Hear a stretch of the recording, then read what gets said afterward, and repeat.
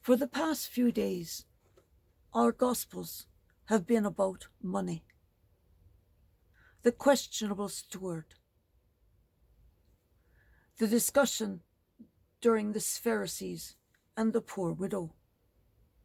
And each brings home to all that the difference from rich and poor is not a matter of scale.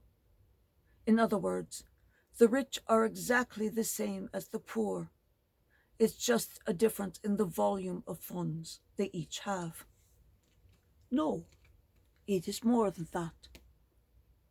The difference between the rich and the poor is intrinsic, and it is a feature of their personality for many, as we have had beaten into our minds over 4 years here in the United States, with one of the intrinsically most evil, incapable of speaking a truthful statement, and willing to put his evil on full display.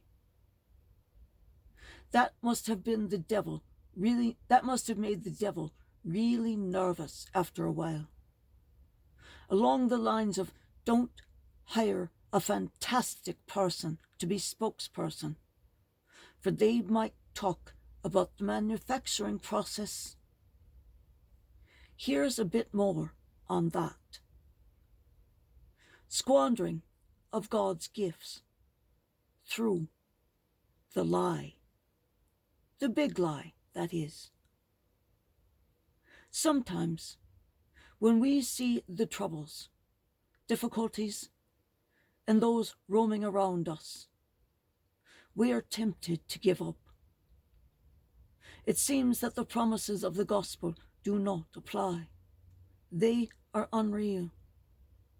But the Bible tells us that the great threat to God's plan for us is, and always has been, the lie.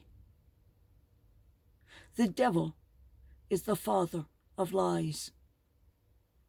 Within the lie is the Lord's greatest enemy, money. The devil always enters through the pockets of his subjects. Always. Be the pockets empty or full, or somewhere in between.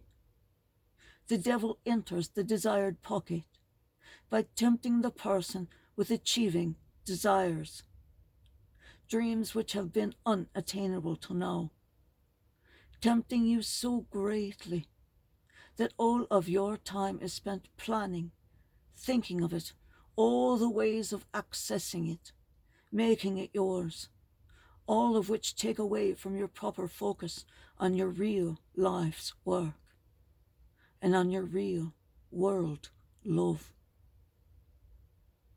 Often the devil hides his snares behind the appearance of sophistication, the allure of being modern or like everyone else.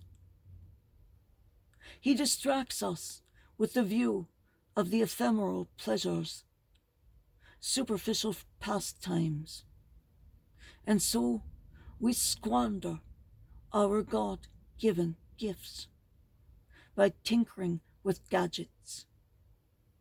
We squander our money on gambling and drink, and we turn on ourselves.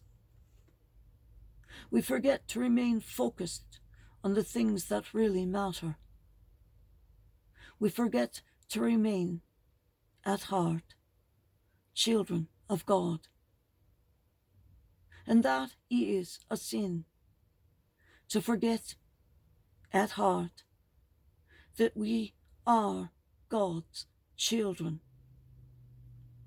For children, as the Lord tells us, have their own wisdom, which is not the wisdom of the world, but the wisdom of the unseen, the wisdom of old time, the wisdom that comes before the world. That is what the devil Tea.